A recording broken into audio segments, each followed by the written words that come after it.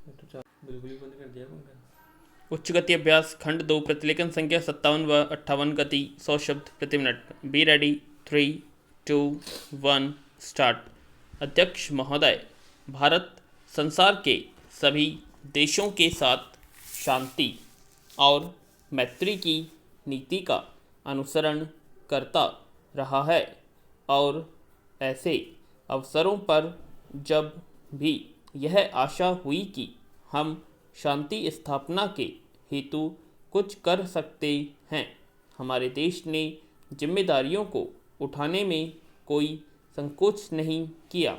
Korea में मेरी सरकार ने तटस्थ राष्ट्रीय प्रत्यावर्तन आयोग की अध्यक्षता स्वीकार की और युद्ध बंदियों के भविष्य के संबंध में अंतिम निर्णय होने तक उनकी देखभाल के लिए संरक्षण सेना वहां भेजी।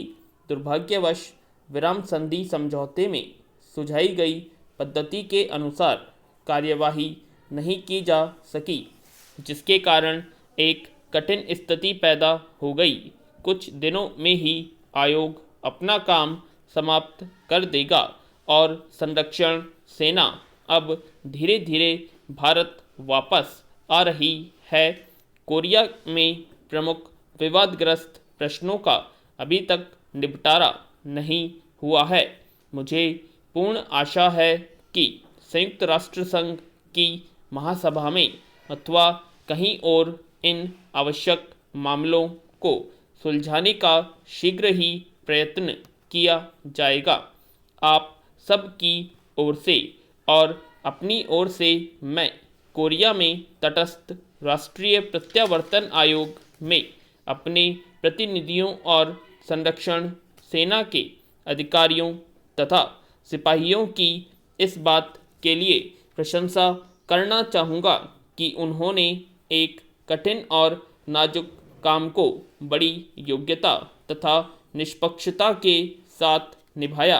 पैरा विदेशों से भारत के संबंध मैत्रीपूर्ण बने रहे हैं, यद्यपि कभी कभी गलतफहमियां पैदा हो जाती हैं। इस समय मेरी सरकार के प्रतिनिधि चीनी गणतंत्र की सरकार से तिब्बत के संबंध में सामान्य हित के विभिन्न मामलों पर बातचीत कर रहे हैं। मुझे पूरी आशा है कि इस बातचीत के परिणाम स्वरूप सभी विशिष्ट समस्याओं के बारे में समझौता हो सकेगा। सोवियत संघ और कई अन्य देशों से हमारी व्यापारिक संधियां हुई हैं। पिछले वर्ष हमारे प्रधानमंत्री पाकिस्तान के प्रधानमंत्री से मिले। ये मुलाकातें मैत्रीपूर्ण थी और इनके फलस्वरूप दोनों देशों के बीच कई एक विवादग्रस्त मामलों के बारे में जो बहुत दिनों से चले आ रहे थे, पारस्परिक सद्भावना पैदा हो सकी। इस दिशा में हम कुछ आगे बढ़े थे, पर दुर्भाग्य से कुछ ऐसी घटनाएं घटी हैं जिनके कारण प्रगति में रुकावटें पड़ रही हैं। मुझे खुशी है कि मेरी सरकार और श्रीलंका की सरकार के बीच श्रीलंका के भारतीय प्रवासियों के प्रश्न पर समझौता हो गया है। इस समझौते द्वारा उक्त समस्या का अंतिम रूप से निपटारा नहीं होता, परंतु उस दिशा में यह पहला कदम है और समस्या के हल के लिए गंभीर प्रयास है। इसलिए मैं इसका स्वागत करता हूँ। अपने पड़ोसी राष्ट्रों श्रीलंका तथा बर्मा से, जिनके साथ हमारे भौगोलिक ही नहीं बल्कि चिरकाल से सांस्कृतिक संबंध भी हैं, मैत्रीपूर्ण संबंध को उन्नत करने का मेरी सरकार सतत प्रयत्न करती रही है।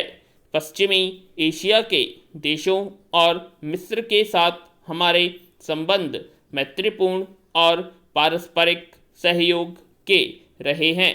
सूडान के निर्वाचन आयोग के अध्यक्ष के रूप में हमारे मुख्य निर्वाचन आयुक्त की सेवाओं की प्रशंसा की गई है और चुनाव व्यवस्थित ढंग से संपन्न हो गए हैं। पैरा। अध्यक्ष महोदय, मैं सूडान में स्वाधीनता के उदय का स्वागत करता हूँ, जो स्वयमेव तो शुभ है ही, चिरकाल से त्रस्त और आजकल भी अनेक संकटों के शिकार अफ्रीकी भूखंडों की भावी उन्नति के लिए भी यह एक शुभ लक्षण है। गत वर्ष इस अवसर पर मेरे अभिभाषण के बाद भारतीय संघ में आंध्र नामक हुए राज्य का उदय हुआ है। भारतीय राज्यों में इस अभिवृद्धि का मैं स्वागत करता हूं और नए राज्य की सफलता की कामना करता हूं। भारत में राज्यों के पुनर्गठन की मांग को देखते हुए मेरी सरकार ने इस कार्य के लिए एक आयोग की स्थापना की है, जिसमें योग्य और अनुभवी सदस्य रखे हैं। यह कार्य बड़ा और ऐतिहासिक महत्व का है। इसे वस्तुगत रूप से पूर्ण संचितता के साथ करना है, जिससे संबंधित क्षेत्रों की जनता का और इसके साथ ही समस्त राष्ट्र का अधिक कल्याण हो सके।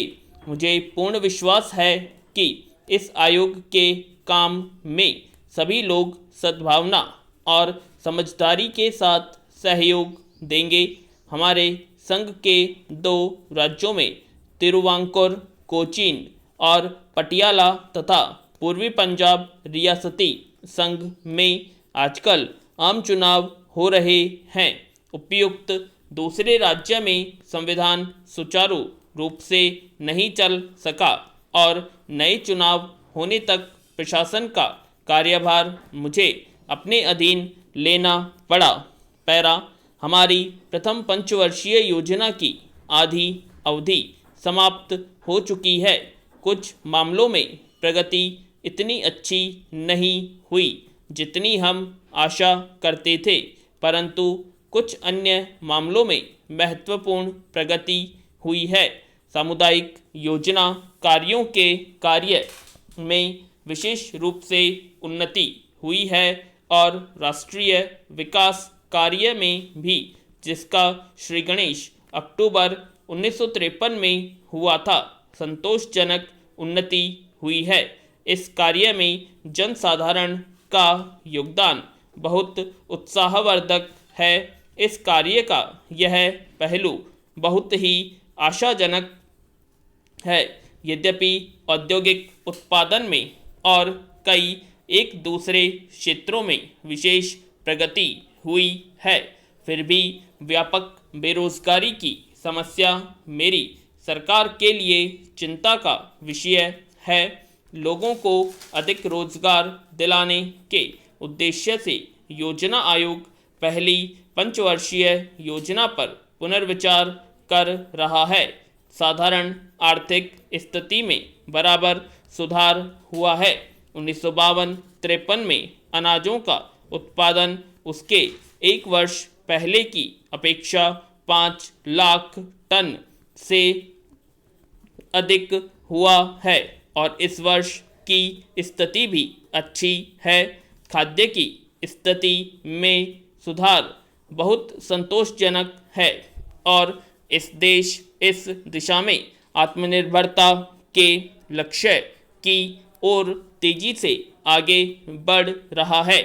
औद्योगिक उत्पादन में विशेषकर सूती कपड़े, कागज़, रासायनिक पदार्थ, बाइसिकल, नमक और बहुत से इंजीनियरिंग संबंधी उद्योगों के क्षेत्र में उत्पादन काफ़ी ज़्यादा होता रहा है।